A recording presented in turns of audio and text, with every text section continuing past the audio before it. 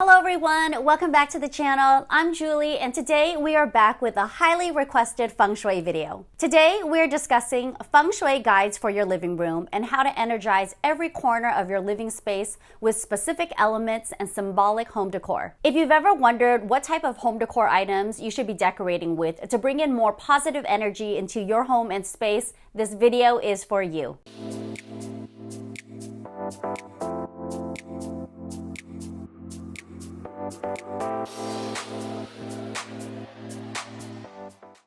The essence of good Feng Shui is all about positive energy flow, which is essentially known as Qi. You may have heard the term before. This home either has really good Qi or it has bad Qi. Auspicious energy, which is lucky energy, moves through your home and meanders through the space. Inauspicious energy moves fast and in a straight line, and that is what is considered bad Qi. Feng Shui is the art of spatial alignment. It's a good idea to learn how to rearrange your furniture in your living space so that Qi is not blocked by huge sofas, heavy furniture, or bulky furniture, or even a lot of little furniture, and worst of all, clutter. The first step to introducing great Qi and Feng Shui into your home is to purge. Get rid of everything that no longer serves a purpose, it doesn't function for your space, it doesn't feel inviting or inspiring, and make room for the items that matter most. Clutter causes Qi to stagnate and go stale.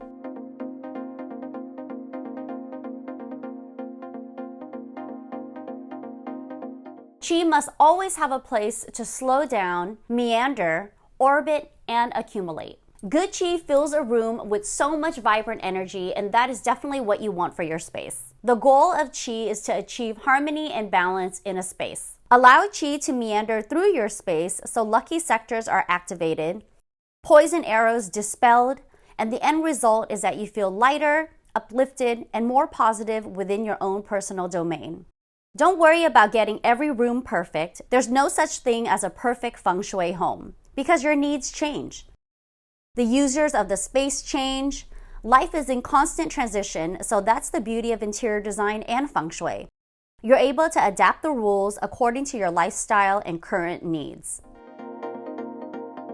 Feng Shui offers an analysis of why things might not be going right for you. If you have the opportunity to control the situation with spatial alignment of your furniture, why not give it a go? There are so many ways to tap into Feng Shui aspects if some fixed issues can't be changed, like bathrooms being in your lucky corner when toilets are not so lucky.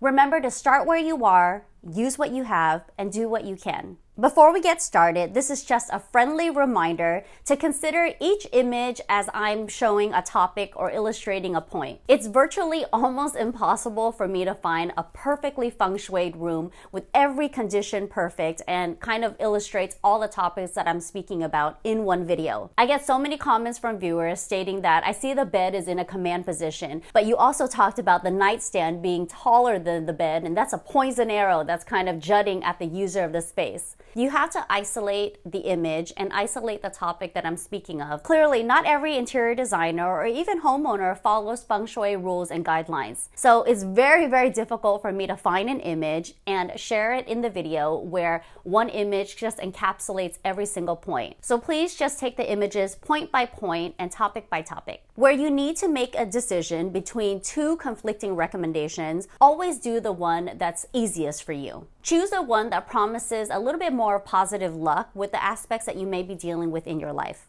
Let's dive right into Feng Shui tips for your living room.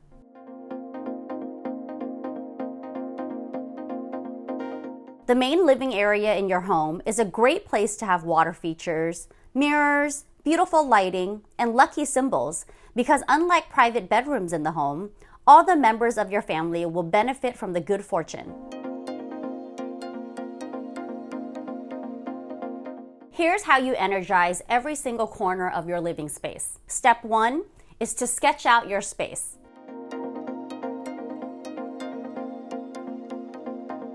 Get out a piece of paper and sketch out your living room. The best method of applying Feng Shui guides is by focusing on the things we have and can do something about. There's no point in crying about the things that we cannot change.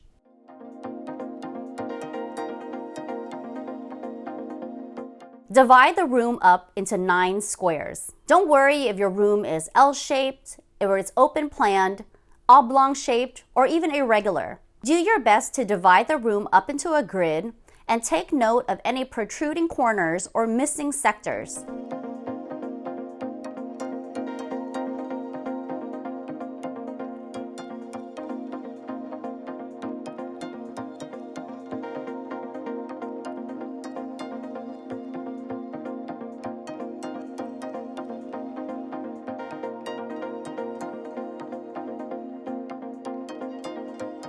The next step is to stand in the center of your living room. You can take out a physical compass. If you don't have one, you can simply use your phone's compass app and stand in the middle of the room and note where the north direction is.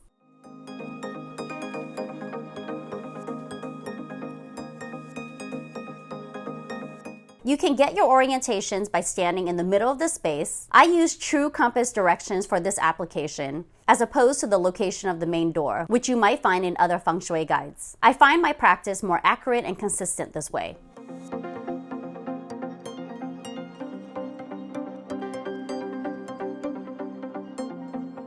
Find north, then plug in the remaining corners: north, south, east, west, northeast, southeast, southwest, northwest, and plug it on your plan accordingly.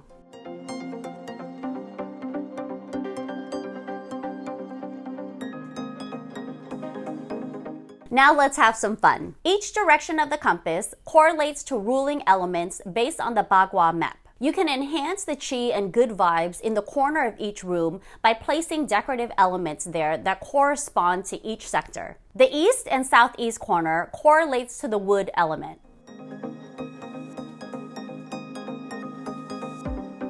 This is the perfect corner to place indoor plants and trees. A money plant is the perfect energizer for a southeast corner. Remember that the plant needs to stay strong and healthy. Clip off dead or yellowing leaves when you see it. Keep the plants nourished and fed. Remember to rehabilitate the plant in a different corner if it needs help, and definitely remove the plant if it looks like it's dying. Everything in the east and southeast corner needs to stay fresh and healthy.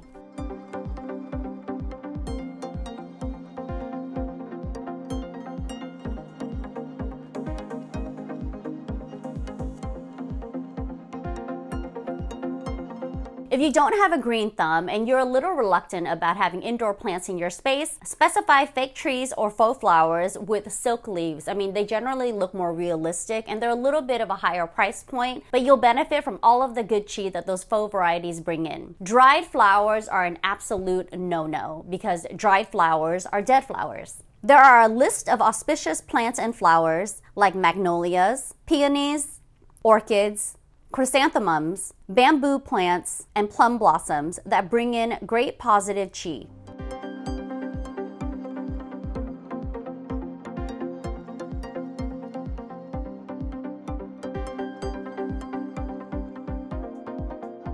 Steer clear of prickly plants like cacti or flowers with thorns, or even those plants with spiky leaves. The west and northwest corners correlate with the metal element.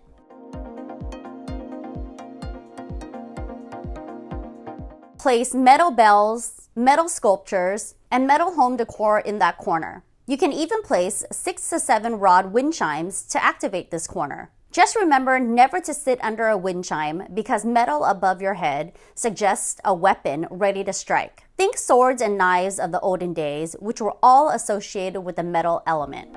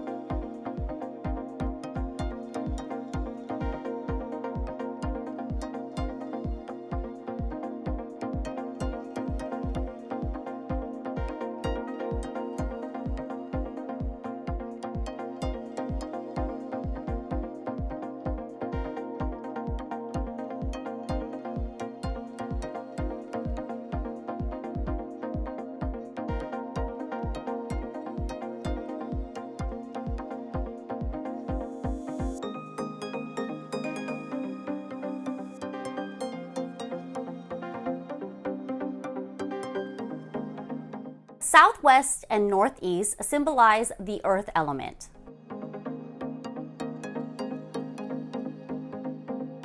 Place objects like ceramics and crystals. Think things found in the earth. A cluster of natural quartz crystals can also be placed here. If you place these earth elements in a bowl or a tray, you can enhance the crystals by shining a bright light on it.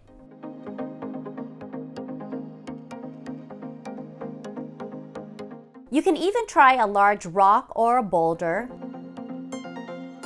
or even a painting that depicts this type of earth landscape.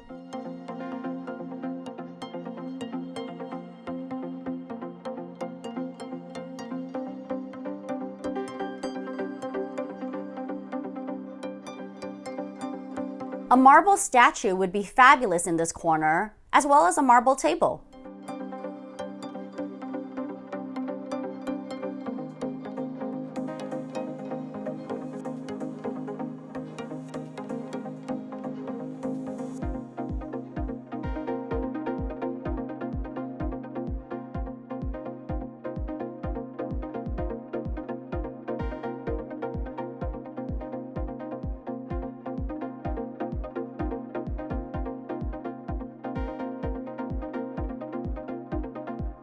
You can even burn incense in this corner, which creates ash, a natural product of earth compounds.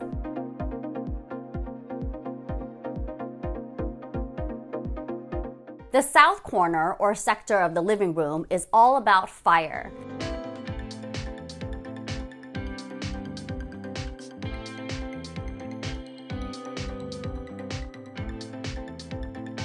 Think bright lights, table lamps, floor lamps, pendant lights, even candles.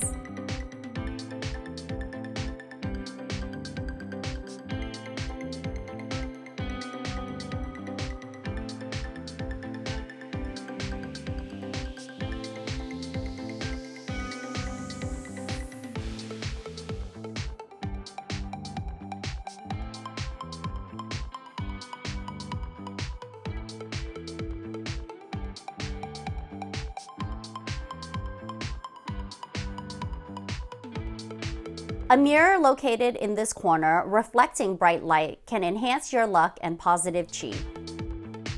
The north corner or sector correlates to the water element.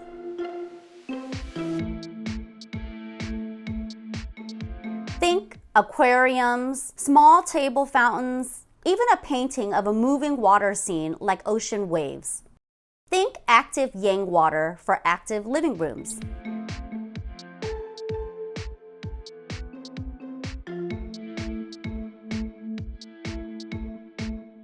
Still water, like a lake, is inactive resting energy. You're trying to inject the living room with positive energy and good chi. You want chi to meander around the room, so definitely think about active water elements as opposed to inactive yin elements.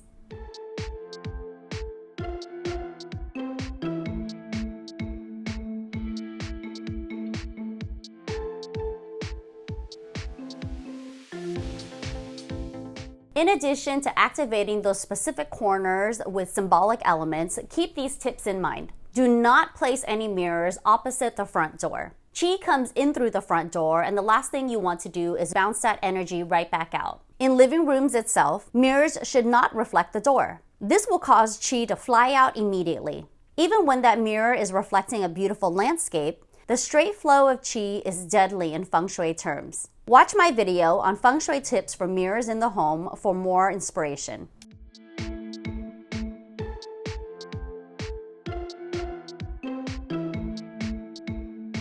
Do not place a water feature, whether or not it's a pond, an aquarium, or a fountain, on the right side of your entry door. This means if you're inside the home and you open your entry door, that water feature is not on the right-hand side. When water is on the right-hand side of the door, the man of the house is said to be unfaithful.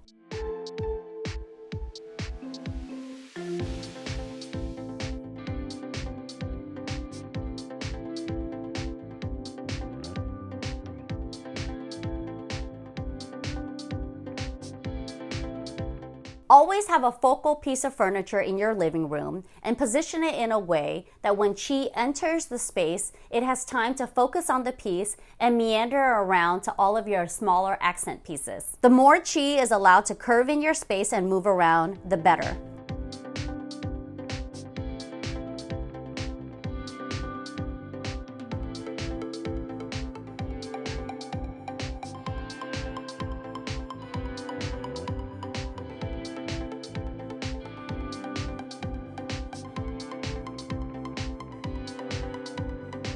I would love to dive into more detail about all of the specific elements that correlate with Feng Shui, the Bagua map, how to use your quad number and personalize your space with positive energy and good flow. I mean, there's so much more to share. So if you love this type of video and you want more Feng Shui, definitely give this video a thumbs up. To summarize, here's a little cheat sheet that you can take a screenshot of so that you can implement these elements and home decor items into your living space.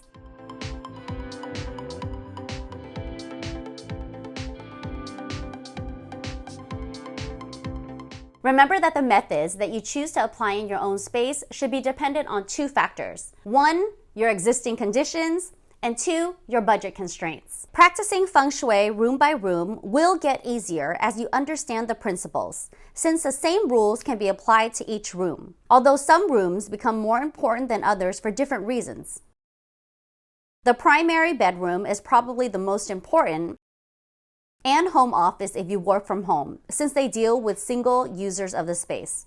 Check out my video on Feng Shui taboos for the bedroom and common design mistakes for the home office for more Feng Shui tips. Remember that the rooms that are typically used the most in your home should take priority when it comes to Feng Shui and space planning.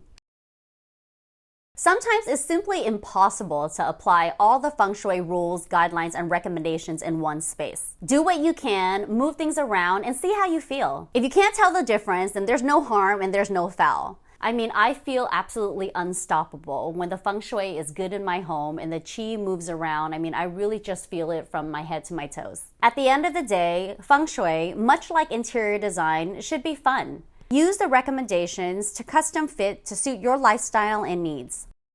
Don't take every rule super seriously or else you'll be adding more fuel to the fire. All it takes is a simple mindset switch to get Feng Shui applications going in the right direction. Always leave a little room for creativity when it comes to your practice of Feng Shui.